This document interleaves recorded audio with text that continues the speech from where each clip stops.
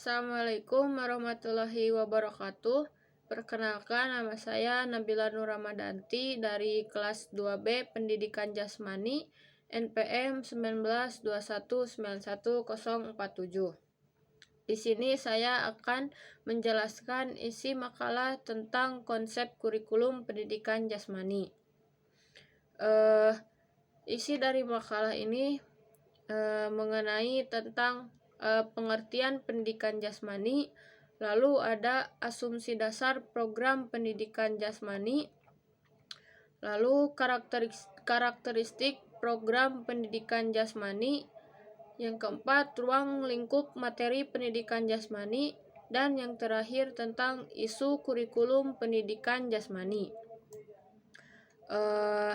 Yang pertama tentang apa itu pengertian pendidikan jasmani.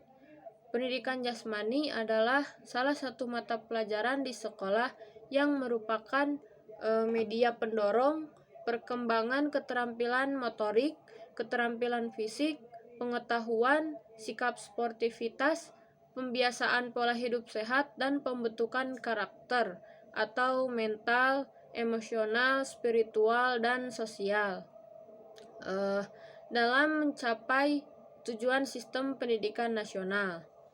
Lalu ada juga pendidikan jasmani menurut dalam buku, yang pertama menurut Samsudin tahun 2008. Pendidikan jasmani adalah suatu proses pembelajaran melalui aktivitas jasmani yang didesain untuk meningkatkan kebugaran jasmani, mengembangkan keterampilan motorik, pengetahuan, dan perilaku hidup sehat, dan aktif, sikap sportif, dan kecerdasan emosi.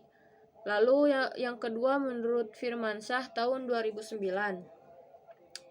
di mana pendidikan jasmani adalah proses pendidikan yang melibatkan interaksi antara peserta didik dan lingkungan yang dikelola melalui aktivitas jasmani secara sistematik menuju pembentukan manusia seutuhnya.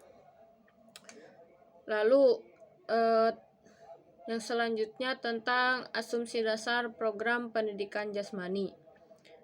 Asumsi dasar pada dasarnya adalah pijakan yang kokoh dan dapat dipertanggungjawabkan dalam penyelenggaraan sesuatu. Asumsi dasar program pendidikan jasmani merupakan pijakan yang kokoh yang dapat dipertanggungjawabkan dalam menyelenggarakan program penjas. Ada 3 asumsi dasar program pendidikan jasmani, yaitu yang pertama tentang 1. Program pendidikan jasmani dan program olahraga mempunyai tujuan yang berbeda. Pembuatan program olahraga terutama ditujukan untuk mereka yang betul-betul mempunyai keinginan atau tertarik untuk mengkhususkan diri pada salah satu beberapa cabang olahraga, dan berkeinginan untuk memperbaiki kemampuannya agar dapat berkompetensi dengan orang lain yang mempunyai keinginan dan minat yang sama. Sebaliknya, pembuatan program pendidikan jasmani ditujukan untuk setiap anak didik, dari mulai anak yang berbakat sampai anak yang sangat kurang keterampilannya, dari mulai anak yang tertarik dan tidak tertarik sama sekali. Tujuan utama pembuatan program tersebut adalah menyediakan dan memberikan berbagai pengalaman gerak untuk membentuk fondasi gerak yang kokoh yang pada akhirnya diharapkan dapat mempengaruhi gaya hidupnya yang aktif dan sehat. Lalu yang kedua, anak-anak bukanlah miniatur orang dewasa. Kemampuan, kebutuhan, perhatian, dan minat anak-anak berbeda dari kemampuan, kebutuhan, minat, dan perhatian orang dewasa. Oleh karena itu, sudah tentu kurang cocok apabila pembelajaran dikonotasikan seperti menuangkan air dari gelas yang satu ke gelas yang lain.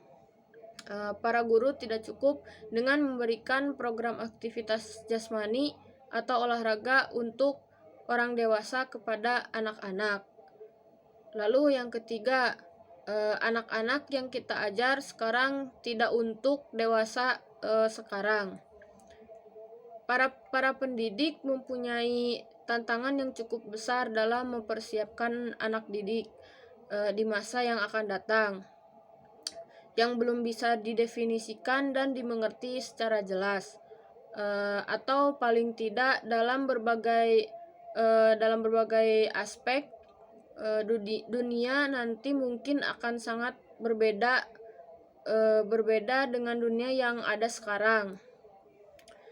Program pendidikan jasmani yang ada sekarang berusaha memperkenalkan anak didik pada dunia yang ada sekarang dan juga sekaligus mempersiapkan anak didik untuk hidup dalam dunia yang belum pasti di masa yang akan datang.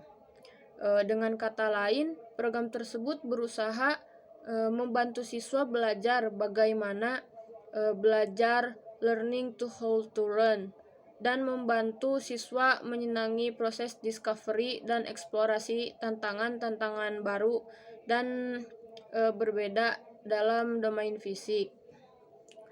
Lalu yang ketiga, saya akan membahas tentang karakteristik program pendidikan jasmani. Sehubungan dengan anggapan dasar tersebut, maka program dan penyelenggaraan program pendidikan jasmani hendaknya mencerminkan anggapan dasar tersebut. Dua pedoman yang sering digunakan untuk dapat mencerminkan anggapan dasar tersebut antara lain adalah Development Mentally Appropriate Practice atau DAP, dan Instructionally Appropriate Practice atau IAP. DAP itu bermaksud untuk tugas ajar yang memperhatikan perubahan kemampuan anak dan tugas ajar yang dapat membantu mendorong perubahan tersebut. Dengan demikian, tugas ajar tersebut harus sesuai dengan tingkat perkembangan anak didik yang sedang belajar.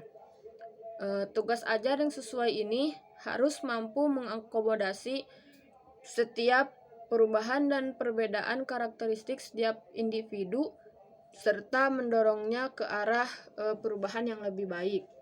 Sedangkan IAP maksudnya adalah tugas ajar yang diberikan diketahui merupakan cara-cara pembelajaran yang paling baik. Cara pembelajaran tersebut merupakan hasil penelitian atau pengalaman yang memadai yang memungkinkan semua anak didik memperoleh gambaran yang lebih lengkap tentang karakteristik pembelajaran penjas tersebut.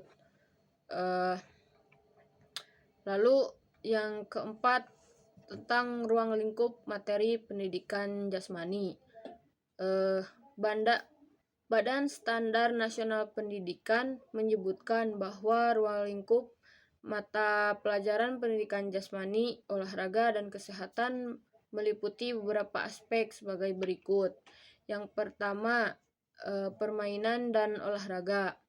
Permainan dan olahraga ini mencakup tradisional permainan, eksplorasi gerak, keterampilan lokomotor dan non-lokomotor, manipulatif, atletik, kasti, rounders, kiper, sepak bola, bola basket, bola voli, tenis meja, tenis lapangan, bulu tangkis, dan bela diri, serta aktivitas lainnya. Lalu yang kedua, aktivitas pengembangan diri. Aktivitas pengembangan diri ini terdiri dari mekanika sikap tubuh, komponen kebugaran jasmani, dan bentuk postur tubuh, serta aktivitas lainnya. Lalu yang ketiga ada aktivitas senam. Aktivitas senam tersendiri terdiri dari ketangkasan sederhana, ketangkasan tanpa alat, ketangkasan dengan alat, dan senam lantai, serta aktivitas lainnya. Lalu aktivitas ritmik. Aktivitas ritmik meliputi gerak bebas, senam pagi, SKJ, dan senam aerobik, serta aktivitas lainnya. Lalu yang kelima, aktivitas air. Dalam aktivitas air ini mencakup permainan di air, keselamatan air, keterampilan bergerak di air, dan renang serta aktivitas lainnya. Yang keenam, pendidikan luar kelas. Pendidikan luar kelas ini meliputi piknik atau karya wisata, pengenalan lingkungan, berkemah, menjelajah, dan mendaki gunung. Lalu yang ketujuh ada kesehatan. Kesehatan meliputi penanaman budaya hidup sehat dalam kehidupan sehari-hari, khususnya yang terkait dengan perawatan tubuh agar tetap sehat. Merawat lingkungan yang sehat, memilih makanan dan minuman yang sehat, mencegah dan merawat cedera, mengatur waktu istirahat yang tepat, dan berperan aktif dalam kegiatan P3K dan UKS. Aspek kesehatan merupakan aspek tersendiri dan secara implisit masuk ke dalam semua aspek. Lalu yang kelima tentang isu kurikulum pendidikan jasmani. Ada beberapa isu, diantaranya yang pertama itu isu program. Kurikulum SMA dan MA dapat kita amati antara lain dari dua sisi, yaitu materi kurikulum dan distribusi alokasi waktunya. Walaupun tujuan pendidikan jasmani di SMA dan MA sangat sesuai dengan tujuan pendidikan pada umumnya, namun seringkali para guru terlena oleh materi kurikulumnya. Materi kurikulum SMA dan MA pada dasarnya merupakan berbagai gerak dasar yang antara lain dapat diklasifikasikan ke dalam cabang olahraga atletik, permainan, senam, bela diri, dan olahraga tradisional. Lalu yang kedua ada isu proses pembelajaran.